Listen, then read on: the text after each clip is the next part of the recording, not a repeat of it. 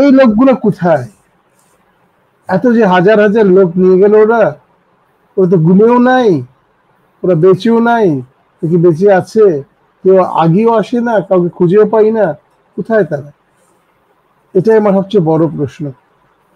এত হাজার হাজার নাম দেখলাম প্রত্যেকটা, আর আমি আমি ছিলাম 4টা সেলে। তো 4টা সেলে যদি আপনি একটা সেলে 300-400 নাম দেখেন, তো 4টা সেলে কতগুলো নাম হয় বলেন? ওখানে সেল ছিল মোট 32, 22টা। 22টা সেলের মধ্যে যদি প্রত্যেক 3 মাস অন্তর অন্তর চেঞ্জ হয়, আমি ছিলাম 16 মাস, আজমিতে ছিল 8 বছর অন্য রুমে থাকি, কতগুলো লোক ওখানে সুরা লেখা থাকতো, বাংলা লেখা থাকতো না, কত হাজার হয় বলেন? কোথায় ওটা? এখন তো অনেকে অনেক প্রশ্ন নিয়ে, অনেক প্রশ্ন যাতে তারা কোথায়। হ্যাঁ, তারপরে they have been killed, and আমার পাশে অনেক মারা গেছে। আমি সেটা আর আর সবচেয়ে ইন্টারেস্টিং কি জানেন? আপনি যখন একটা কয়েদিখানায় বা বন্ধ জায়গায় থাকেন না, চোখে হাতকে 3টা ইয়ার হাত বাঁধা, মানে ইয়েতে, আপনাকে আল্লাহ বা মোটামুটি কল ইট ক্রিয়েশন, আপনাকে আপনার 6 সেন্স, আপনার ফিলিং, আপনার সেন্স, আপনার হিয়ারিং, সবকিছু কিন্তু আপনার বাড়িয়ে দেয়। তখন আপনি কিন্তু চোখ বাধা থাকলেও আপনি পাশে কি হচ্ছে না হচ্ছে আপনি কিন্তু সবকিছু বুঝতে পারেন, বুঝছেন? মারা গেছে আমার পাশে 2-3 জন। আমার এই দেখেন এইগুলো নাই, আমার হাতের এগুলো মাসেল সব লিগামেন্ট ছেঁড়া, পায়ের মাসেল লিগামেন্ট ছেঁড়া, আমি কানে শুনতে পারি না, হিয়ারিং এইডস দেই, আমার ক্রনিক মানে স্কিন ডিজিজ হয়ে গেছে। এত ময়লা ওরা মানে ইচ্ছা করে আপনাকে রাখে, আপনাকে এত করাবে না, আপনি মানে মুখে বলা আসলে অনেক কিছু বলা যায় না লজ্জায়। অনেক ময়লার মধ্যে, ময়লা তো অনেক কিছুই আছে, এটা আপনাকে আমি মানে ওপেনলি বলতে পারবো না আর কি। সেভাবে আমি 16 মাস ছিলাম। তো হয়তো কেন যারা ছেড়ে দিয়েছে তারা আমাকে সহ্য মানে হজম করতে পারেনি। কারণ 1 নম্বর আমি অ্যাম্বাসেডর, 2 নম্বর আমার মেয়েরা তখন বেলজিয়ামে ছিল, ইউএন, তারপরে আপনার ভাই was working on front of House of Commons, তারপরে ফিডা, Amnesty International, Human Rights Watch, এরা এত প্রেশার বাইরে থেকে চলে আসছে আমার জন্য।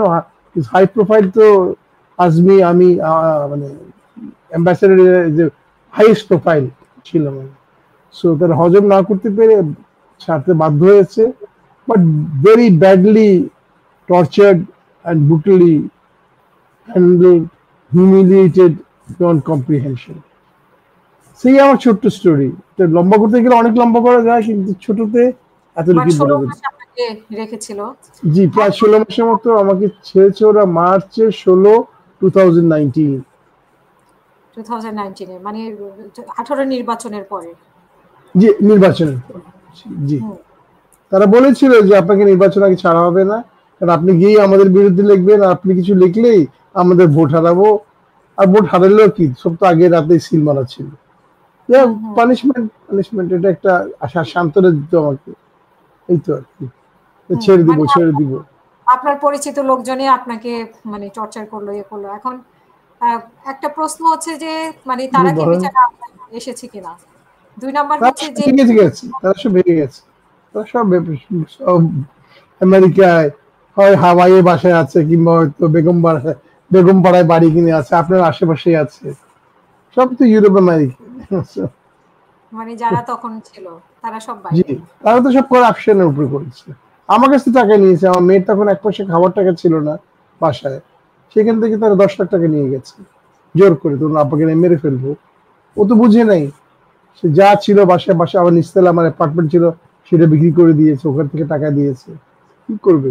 একা আমি একটা, কারণ কেউ তো নাই, মা নাই, দাদা দাদি মারা গেছে, একা সে ছোট্ট একটা তখন সে মাস্টার্সে পড়তো, সে একা ছিল, সে ফর দ্য ওয়ে। এদের সাইকোলজিক্যাল ট্রমা যে হয়েছে এখন, they're all suffering from PTSD, severe mental depression. আমার উপরে একা যায় না, আমার পুরো ফ্যামিলির উপরে গেছে, আমার 2 মেয়ে স্পেশালি। ও তো আসলে একা কারো উপর যায় না, পুরো পরিবার সাফার করে। আমার তো পুরো পরিবার ছিল না, কেউ নাই তো, সব তো মরে, মারা গেছিল, দাদা দাদি, ওয়াইফ, ওর মা মারা গেছিল। ভাই বোনরা বাইরে থাকে, কে কে থাকবে বলেন?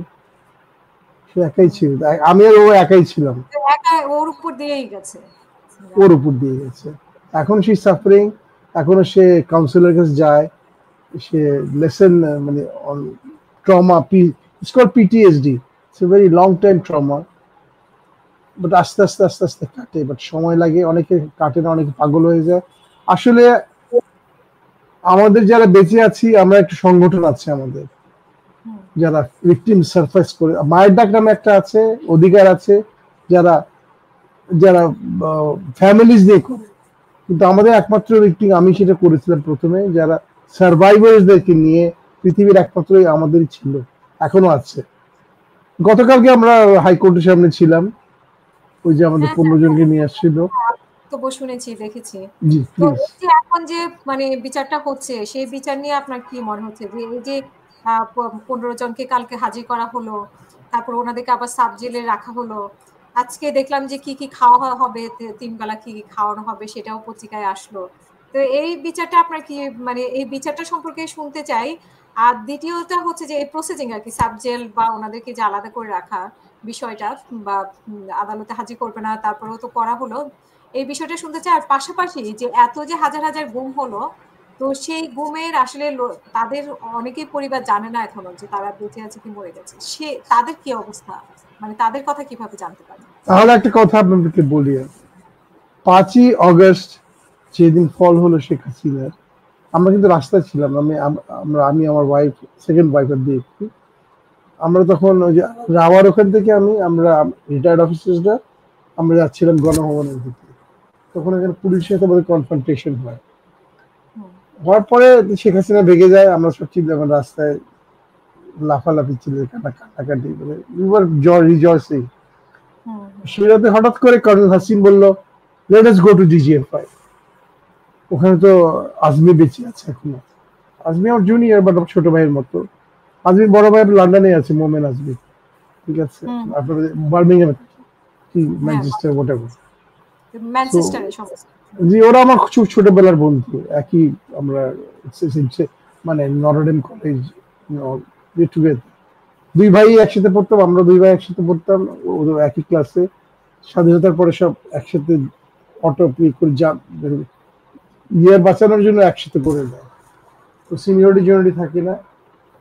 তো এরকম 10-12 জন অফিসার হঠাৎ করে বললাম চলো চলে যাই, আমরা তো আয়নাঘরে ছিলাম, তো আয়নাঘরে যে কিভাবে কষ্ট দেয় আমরা জানের মায়া করিনি, কিন্তু সব ডিজিএফআই কি আমরা গিয়ে সব অফিসারে গিয়ে যে রিটায়ার্ড কিন্তু আমাদের কোনো অস্ত্র নাই, কিচ্ছু নাই, আমরা গিয়ে ওদের এপিসি আর্মার্ড পার্সোনাল ক্যারিয়ারটার সামনে একদম দাঁড়া করে একদম স্ট্রেট বলেছি সব ছাড়তে হবে। এই দেখে আমরা ফোন করে করে সব ভিকটিম ফ্যামিলিজ দেখে নিয়ে আসছি, তখন রাত 12টা বাজে। ওই রাতেই তাদেরকে বলি আমরা তোমরা ছাড়ো।